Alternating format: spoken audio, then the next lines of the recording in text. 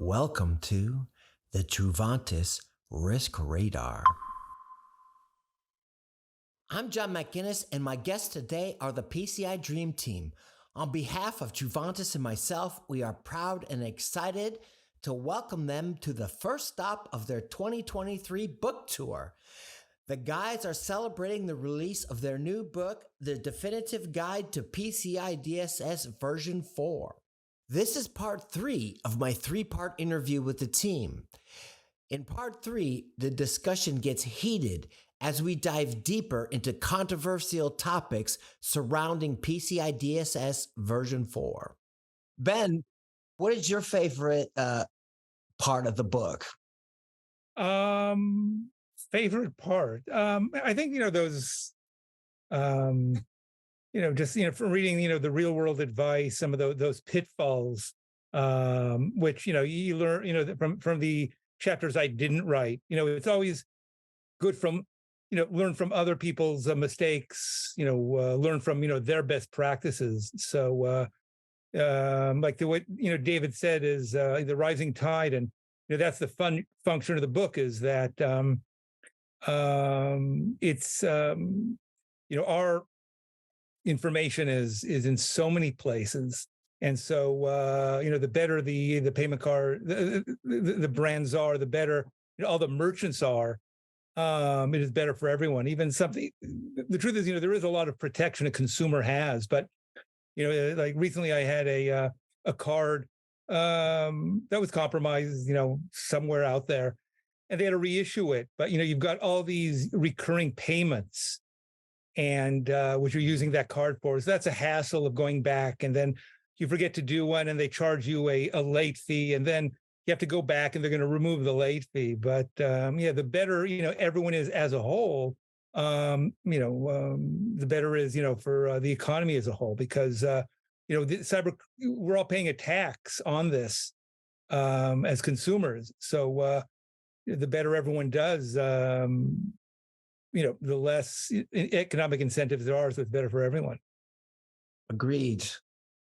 Thank you. And I agree that the pitfalls and the real world stories are really readable and make this book entertaining for anyone that's interested in the topic.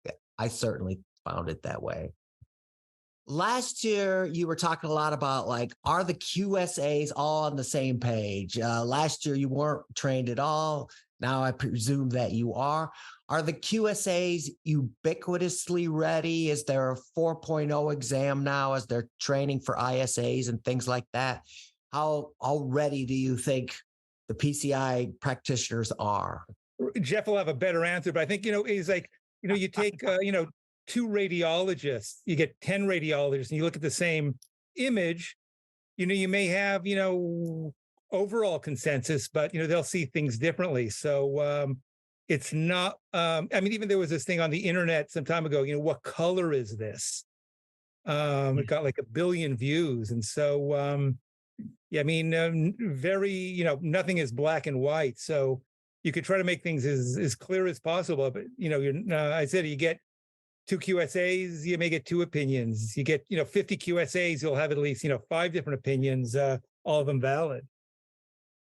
Jeff, yeah.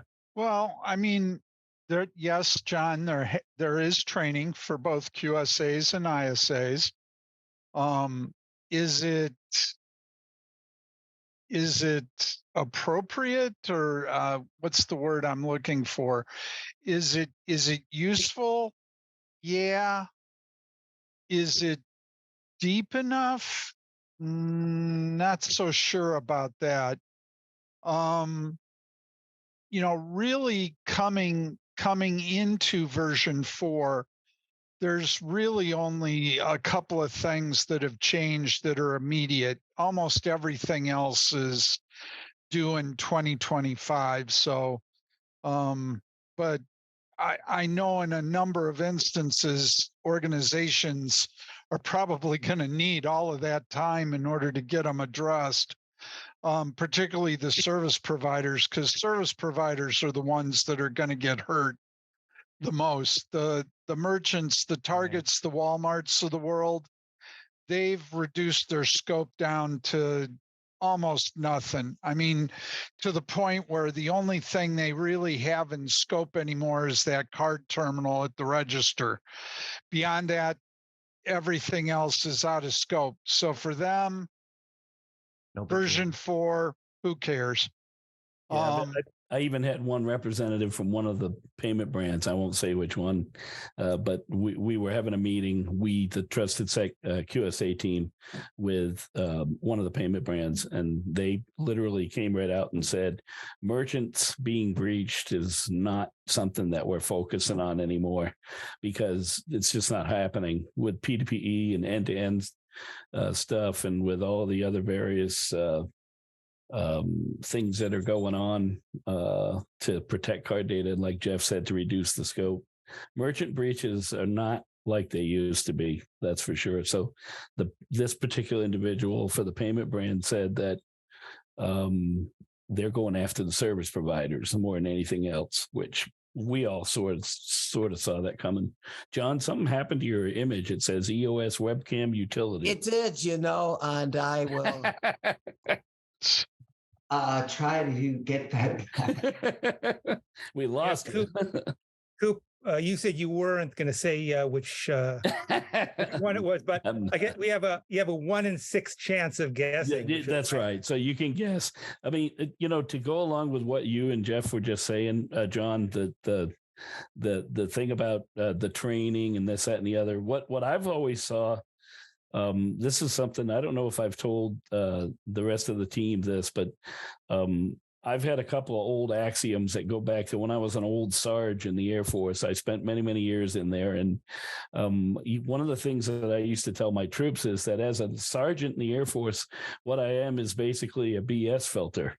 And they would say, what do you mean? I'd say, well, I have to take all of the BS that you guys and gals are moaning and groaning about down here, and I have to filter up to the commander the 1 out of 900 bitches and gripes that you have that is the valid one. And then I have to take all of the ranting and raving of the old man or old lady, as we used to call them, which is horrible. I'm not woke now. I'm in big trouble. But the commander would moan and groan and hoot and holler, and I'd have to filter that down to only give the troops what they need to hear. And guess what?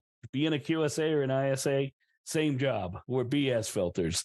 Our clients tell us stuff that is just insane. And if their acquirers or the brands ever knew some of the things that we get moaned and groaned to about, they'd have a field day. And likewise, some of the stuff that we hear from even the council, God bless, I know, I think they're doing a great job. They've gotten better and better every year, but sometimes some of the stuff when they write it, it's not easily interpreted. And so we have to be BS filters, and we have to tell the client, well, here's what they really meant. This is what it really means, And so the training, like Jeff said, the training was more geared toward getting you familiar with things like the customized approach and some of the nuances. One of the big things also with version 4 is the so-called targeted risk analysis. The old wording that was in the requirements that would say periodically do this. And when I used to teach QSAs and ISAs, they would always tell me, but how often do I have to do it? And I said, periodically. And they're like, well, define periodically. And I said, you define it. Maybe in your organization, it's a week. Maybe in my organization, it's a month. Well, now you have to do a targeted risk analysis to prove why 1 week is right for your organization. So that was good. They added that in. I really liked that. That took some of that nebulous, people used to also argue with me as to what a significant event was. And in class, I used to say, well, let's say you just changed out all your firewalls and you went from Palos to Meraki's. Is that significant? And half the class would say yes. I'd ask for a show of hands, and the other half would say no. And I would say, well, there you go. You guys can't even agree if that's significant or not. So words like significant, to me, that's pretty significant. But now, and some of these areas on the standards where it had those words, periodically, significant, there's more clarification, and people are going to have to do targeted risk analysis. So I think it's great. I think it's wonderful. I think it needed to be in there. Yeah, you talked about that last year, and I'm glad you brought it up. I was going to ask the question because the sections 12.3.1 and 12.3.2 are mentioned over and over. And like you said, the targeted risk analysis is a big part of it, but also the push to continuous compliance. Is that really a big change, or has that kind of been evolving over time? No, I think continuous compliance really, it got called out. It officially got called out with version 3, but they were conceptually, they had been trying to do it since version 2. And really they weren't getting a lot of traction with it, nor did they get a lot of traction with it with version 3, although a lot of my clients did adopt the business as usual the BAU concept. So that they weren't always getting caught, at year end trying to gather all the evidence they wanted to show you in one big swipe. They had been collecting it all along. But one of the things I know that Coop and I have been arguing with the council over of late is ASV scanning. And the idea that ASV certificate is a meaningful document, particularly for clients. I know most of my clients, if not all of my clients, scan monthly on external because, Microsoft releases stuff monthly and they want to make sure all their stuff is patched. Even my clients that run Linux want to make sure that all their stuff is patched current. So they're scanning monthly. Well, some of the scanners, you actually have to check a box in order to turn it into an ASV scan, even though you're scanning with the PCI scanning rules. And the council came out, when was that, Coop? 6 months ago? It was the last. Was that the assessor? Yeah, when we were up in Toronto, they were talking about it. And they said, well, it was Hoyt who talked about writing the CCW, and it was Emma or Lauren who said, well, you're not going to do that anymore because we're not going to allow you to do it. And so I happened to be next up, and that wasn't my question I wanted to ask, but I was kind of miffed at what their response was to him. And I said, so just so I have this straight, the ASV scan is just an ASV scan. This isn't the days of 2002, 2004 when we were all tweaking scanners against the lab sitting over in Belgium with MasterCard to try and get through this.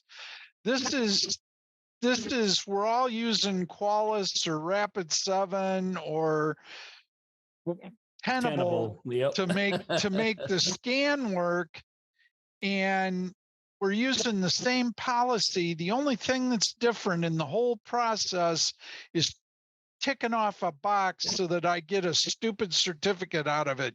And paying the scanner company a little bit more. Yeah. Well, the ASV companies actually do update the signatures, the scanning signature policies with new vulnerabilities and that kind of stuff. So that has changed. But you're right. I mean, it's basically in principle the same as we've been doing for years. I actually wrote a little blurb on the blog at HG.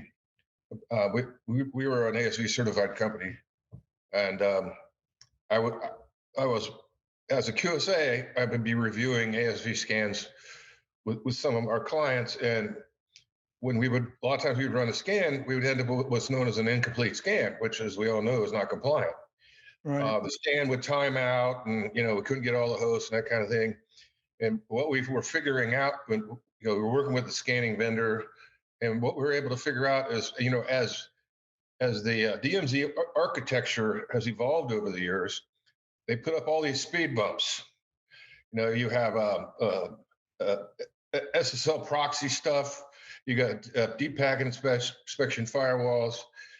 You may have host-based IDS on the servers that's sitting in the DMZ. And so a lot of times, you have to come up with this. Or do we disable all of that so that we can actually get a scan to find out the vulnerabilities, or do we leave that on? And we were talking to the vendors how we work with that, and it's created a lot of consternation. It did for a lot of our clients, and we ended up the scans took longer. We had to spend, instead of there's an intensity level to the scan, so you can scan, so many hosts at a time. We had to back that off, and so that we were running quite a bit of consternation with our clients about how to actually contend with that, because you can't necessarily write compensating controls around that. So I'm not sure if that's going to continue to get worse.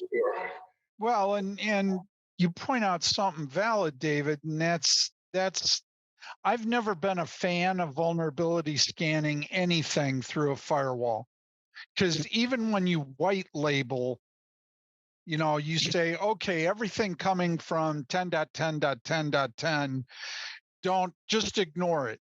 Well, firewalls don't ignore shit, no matter whether you whitelist them or not. They still do some things with stuff, and they still react to certain, particularly two handshakes and not three, and all that kind of stuff. And so, I've always told clients, if you can, scan the stuff in the subnet it's in. Don't try to scan stuff through a firewall, because the firewall is still gonna do some firewall things, even though you've told it not to. Here's what's funny about the ASV stuff too. So I've run an ASV practice, and in fact, right up until several years ago, and then I was working for a company before I came to Trusted Sec. I didn't run the ASV practice, but every year they still had to run run against the council's test bed and pass. The thing that's so funny is they were using Tenable, and basically, if you're not using Rapid7, Tenable, or Qualys, then you're probably not going to pass. And what's really funny to me is, does the PCI Council still have the ASV test beds? Yeah, they have them, and if you want to be an ASV company, you have to take Qualys. Let's say you're using Qualys, right? So you have to take Qualys, hit the PCI Council's test bed, and answer and catch all the stuff that they put in there, and then write it up in your report, and your report has to be perfect. And I can tell you that was taking longer every year for our guys. Yeah. And it was all just kind of picayune stuff that they would catch them on, some stuff on the report that had nothing to do with nothing. But here's what is so funny to me. So let's say that you're reselling Qualys, and we were reselling Tenable, but let's say you're reselling Qualys, or maybe it was Qualys. I don't even remember. It doesn't matter. You're reselling one of those big three, and you do the thing against the PCI testbed. I know it on good authority. I'm going to say that everything that scanner figures out for you for that PCI scan is just put right back into the general scanner that the company. So Qualys, for instance, let's say you're reselling Qualys and you run Qualys against the PCI testbed and you pass as an ASV. Guess what Qualys does? That all gets incorporated into their regular scan. So Jeff is 100% correct. When they run a scan versus a PCI scan, the engine is the same. The things it does, same. So it's the tick box. And then if you pass, it comes back passing PCI scan. Woo! And what I really think is crazy is one of my clients told me this very morning, as a matter of fact, Tenable will now do a PCI scan internally.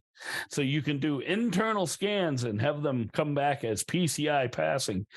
And I had to laugh because this particular client has 3,000 locations and 9 million Windows systems. And if we ever got one clean scan out of the internal there, I'd have a heart attack. And ever since the PCI standards were written for internal scanning, me personally, I know the council probably doesn't want to hear this, but I'm going to tell you the truth. Me personally, I have had many clients that could not give me 4 clean internal scans for that year. Yet I could go and look at what they were doing, and they were scanning and patching and scanning and patching almost daily, just scanning and fixing and scanning and fixing, because it's Windows, people. Okay. And now, if you look at that new INFI, what is it? INFI worksheet. What do they call it? There's actually under Q3.3 where it talks about missing scans. There are some bullet points there where it says that now if you document it in this worksheet and they missed one scan, let's say, and this is even an ASV scan, not an internal. Now, if they can meet these like 5 bullets, you can document it and say, okay, they have a process in place, blah, blah, blah. And one of those bullets talks about why did they miss that scan? And we all know there are legitimate reasons in the real, hence the word real, the real world that doesn't live within the rock, the real world where it's not going to, they're not going to be able to produce that scan. But on the internal side, I just thought it was it was funny to me. It's comical. Why would Tenable want to have an internal PCI scan? Well, to make money. Yeah. so if they start, if the council hasn't mandated that internal scans be ASV scan, but Jeff's argument is 100% correct. And I remember after Hoyt Kesterson got up and asked that question, and then Jeff didn't get a chance, I remember thinking, guys, this ASV thing has to be discussed, because there is no difference between an ASV scan and a scan, because, and I know that for a fact, and that's with Flawless, Tenable, and Rapid7. It's the same engine, the same stuff. Yeah. So if you forget to tick mark PCI and you don't get one for that quarter, are you going to fail them as a QSA? I am not.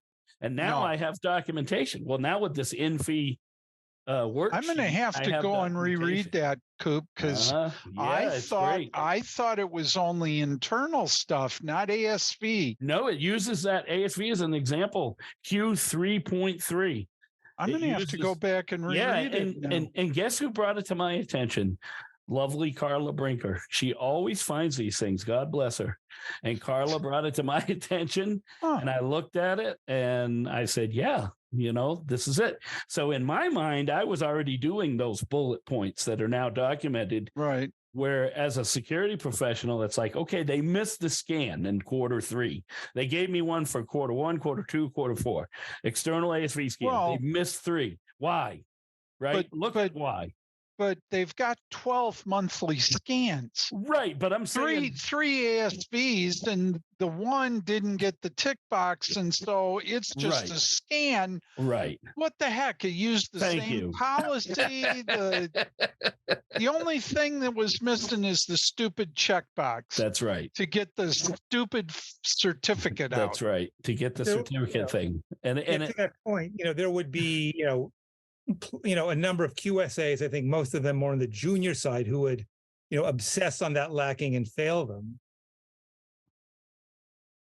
Yes, 1 year. Do you guys remember? Were you guys at the community meeting in Phoenix? I want to say circa 2011, when there was a young QSA who was locked on the scanning thing with 4 scans, and Emma said something that I will never forget. It made me laugh so hard. This guy got up at every Q&A session, and Bob Russo finally went to Andy Freed and said, Andy, get him out of here. He went to the breakout sessions and asked, what if I remember a couple of those. Well, I was there in Phoenix. Yeah, so he went to all the breakout sessions and kept asking about these ASV scans. They don't have 4. I have to fail them. La la la la la. And finally, Emma, we're in the main stage. It's the last Q&A. God bless her. It was the funniest. And with her Australian accent, she delivered it deadpan. She said, he kept asking and asking, and the whole room was groaning at that point because we'd seen him at the mic 100 times. So he gets up again, and Emma said to him, I'll never forget it. She said, you might want to change careers. You might want to think about getting into a different career. And the whole room just broke up, and it was perfect. It was like, I was laughing so hard. This kid just couldn't, and he was very young and he had just started. And nobody could give him that black, white, 1-0 binary answer. And that was always the problem with some of these things, like significant change and periodically and all. And failing somebody for one missed ASV scan, I just think I could live with myself. So what I would always do is document everything. My rocks tend to be very heavily documented, and I would look at everything and I would say, look, they were scanning every week, every month, whatever. There was a Microsoft thing that came out. You know what I mean? I would literally, from cover to cover, explain everything. Now we have a document that the council has put out, and I say, God bless. It's wonderful and much needed. But that's why, I mean, the junior people, sometimes they don't have the depth and breadth of experience, so you obsess on it. I mean, it's the joke that a guy goes into McDonald's and says, I'd like an order of fries, and the person says, do you want fries with that? So it's that junior training like that. But you got to look in the big picture. Speaking of the big picture, you talked a little bit about cloud management and hybrid environments are just getting crazy. One of the things you mentioned in the book was, how to get your AOC from your vendors, and then how to use that document as part of your PCI process. See if you can get one from Apple Pay. I'll give you a month's salary. We've been trying to get one out of Apple since day one. Apple has never done any kind of PCI. So think about how many payment cards are going through Apple Pay, whether it's on your phone, on web pages, whatever. Think about that. To my knowledge, and if somebody from Apple hears this, reads this, see this, then give us your bloody AOC. To my knowledge, they've never produced an AOC, never produced a sack or a rock and shared it. Wow. I think the term is too big to be compliant. Thank you. It's just like the too big to fail thing. So when Apple Pay first started out, what I got from them is go and talk to Chase Payment Tech. They're the ones that actually do it, supposedly. And Chase Payment Tech came back and said, that's not our problem. That's Apple's problem, because it's a bespoke system to them and they need to do it. And as Coop has pointed out, it's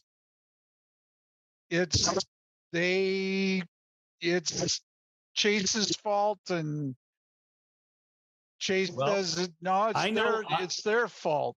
I know Walmart I know for a fact that Walmart and the Walmart people, because I know several of them over there, Apple won't give them anything. So if Chase has it, it's sure like it's like I say, Coop. Chase is saying it's Apple's bespoke product. They need to assess it. And Apple is saying, well, no, we outsource that to Chase and they need to do it. Yeah, as a QSA, let's put it this way, you're never going to get an AOC for Apple Pay. No. The way it is right now. I've tried and I've just given up. And when clients hear that from me, they go, really? And it's like, yeah, I've attacked them from every angle.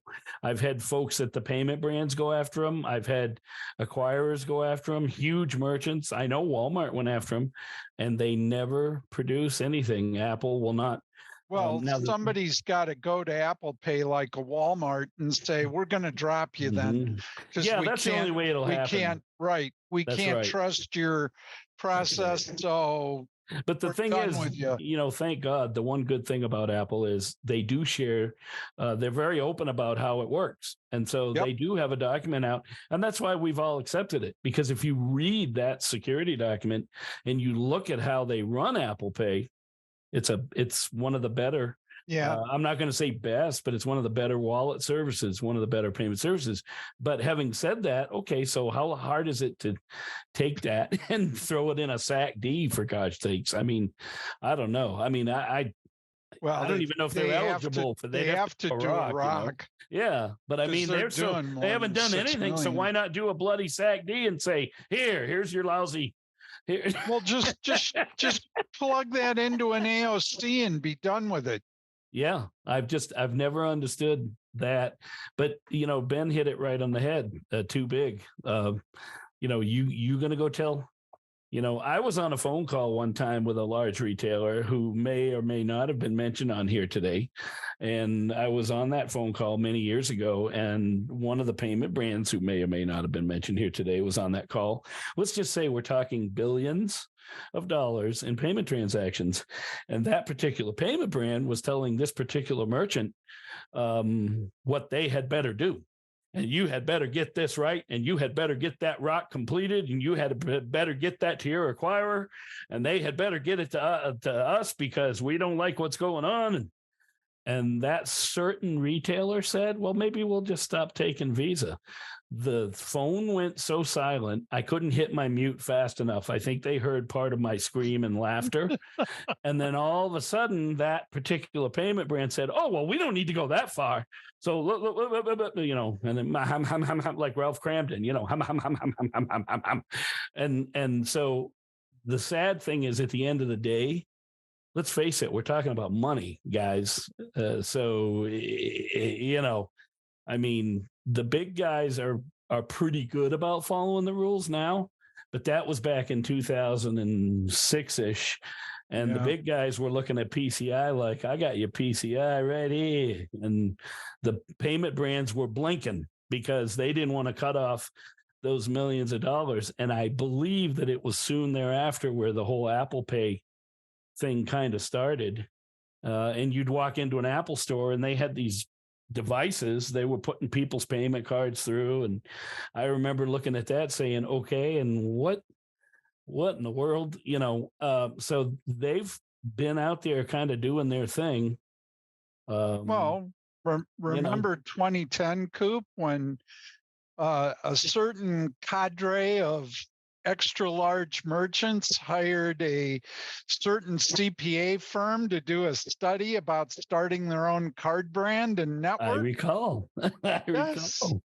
I was actually a consultant in QSA to two of them when that all went down, and we all sat there and said, I can't believe you're serious about this, but okay. And I had a client a couple of weeks ago ask me, could we just start our own card brand? And I said, for a certain amount of money, I can point you at a CPA firm that did a study for 6 rather large merchants. And I'm sure that if you're willing to pay them a couple of $1 million, they'll share the report they did, and it'll tell you exactly how much it'll cost you to do it. Yeah, that was also, remember the big thing where Visa had all the companies, Visa Japan, Visa Canada, Visa US, Visa Australia, Visa. Now there's just Visa Inc. and Visa Europe, and they're publicly traded. Visa Inc. is, and in Europe they're owned by the employees. Well, no, Europe, Visa EU is part of Visa USA. No, it's not. Inc. It's employee owned, dude. They didn't. It is? Yeah, they kept it separate from Inc. And Inc. is the publicly traded company that had all the other Visa companies except Visa EU. And that's because of the EU rules. They couldn't suck them under. And do you know why Visa did that and went publicly traded? Because that group he's talking about, certain members in that group tried to buy Visa away from the banks. Yeah. I had forgotten. Bank of America started Visa. Yep. The original Bank America card, and they literally threw it in the yards and mailboxes of people in California. And, Yep, and I you know, remember as a kid, my parents getting mailed a Bank America card. that's right. And everybody went out and promptly ran them up to the moon, and then didn't realize, oh, now we have to pay this thing, you know? Yeah. But it's funny because, you know, when you look at the whole history of the thing, as I said earlier, listen, I love all the folks over at these organizations we've been talking about today. We joke and we jest, but we love them all. They're part of this ecosystem. And, you know, the history of it it's fun. We can talk about it. But at the end of the day, it does still come down to the Benjamins. It's still a very profitable, money-making business. And this is why the bad guys won't in. This Yep. is why the bad guys are trying to constantly get in there, because there is so much money involved. I got one more question. I don't know how big this question is, but it's something that Jeff blogged about a couple of times, is the protection of MPLS networks. In fact, that they can run on IP4 and IP6 networks. They're not really private. Is that still up in the air? And, like from a real world scenario, what's the impact of that? Well, they're private by contract. But the problem with telecom today is telecom networks, it's no longer X.25 and T1s and specialized signaling and protocols. Everything runs on IP now. And so as a result, privacy is in the eye of the beholder. Because we've all seen what happens when AT&T or Verizon or somebody mucks up a router or a switch on their network, and all of a sudden either people aren't getting traffic or they're getting everybody's traffic. And so, the council has come back and said, the QSA really needs to take a look at the MPLS and see how it's configured. I do go out and get the contract and just make sure that the contract language is in there, because at the end of the day, you're beholden to that carrier. There's nothing a QSA is going to be able to do to prove one way or the other that the network is or is not private. I mean, yeah, you can put monitors on it and try and do what you can, but you're never going to prove it one way or the other. So all you can do is rely on the contract language and hope for the best. Well, I've seen in the past where I was looking at an MPLS private network, supposedly private, and this is a while back, but back in the day, a lot of times they couldn't, due to certain geographical constraints or for other issues, some of the circuits would be actually built with what would qualify as a public network connection. And the only thing I could do is make sure that whatever controls that might be related to PCI in terms of building that circuit, I try to make sure those are in place. But at the end of the day, there's really not much that can be done about that. I mean, and you to this day, you're still at the mercy of your MPLS cloud vendor as to how they put this stuff together. And so once again, it could be private, it could, but some of it may not be. I've actually come across MPLS where they have SATCOM links. Mm-hmm. Yep. And that's technically a public network. That's right. And actually it was, I think it was HughesNet. I was looking at their stuff and they were saying, well, I'm a double E by classical training. They were trying to explain to me, well, you'd have to have special technology to intercept the signal. You'd have to be able to decode the protocols and blah, blah, blah, blah, blah. And so, I mean, but they've never been to Black Hat, have they? That's right. Right. So at the end of the day, I just had them write it up, and I wrote a compensating control set around it, and they were on their way. Yeah, it's like the edge guys, the edge guys and the SD-WAN guys. That's all snake oil. To really all that so-called software defined. AT&T used to do, back in the 80s, they used to do what they called SDN, software defined networking. Yep. All it was is they'd give you space on their number 5 ESS switches in different cities. I remember going up to Chicago to Hinsburg. They had a huge switch center up there, and I was working with General Electric, and General Electric had an SDN voice network, and so part of that Hinsdale switch was reserved for General Electric. But guess what? Should the public need that space? Yeah. GE's network went bye-bye. And so, I mean, this isn't new. This is stuff. Anytime you're software defining something, it's sort of like the cloud, right? It's just somebody else's pile of colos with a bunch of servers, and you're renting the use of them. All right, great stuff. We're up at the time limit. I just want to thank you guys again for showing up here and having this. This has just been a blast. I could do this every week. Thanks, John. Thanks, John. We could too. That's the real problem. You get four of us old farts together. Oh boy. I'm getting into the old fart category myself, so there's got 5 of us going on now. Thanks for having us. Yeah. Thank you very much. You've been listening to the Truvantis Risk Radar.